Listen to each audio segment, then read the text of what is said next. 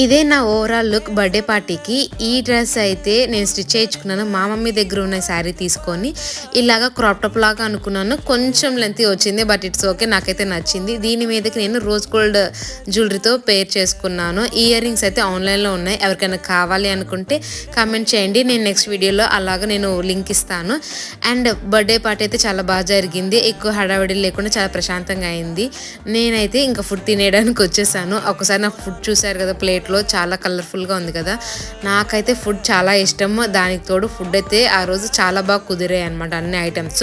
నేనైతే మంచిగా ఎంజాయ్ చేస్తున్నాను. నేను ఎంజాయ్ చేస్తున్నాను, పక్కన మా హస్బెండ్ ఏమో చూడండి ఫోన్లో ఉన్నారు.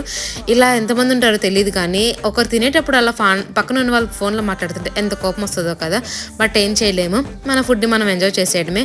బర్త్డే అయితే చాలా బాగా జరిగింది. మా పాప కూడా మంచిగానే కోఆపరేట్ చేసింది, పర్లేదు. అండ్ లాస్ట్లో అయితే ఇలా కారు ఉంటే అందులో ఒక రైడ్ అయితే వేసింది అనమాట. Thank you for watching, bye.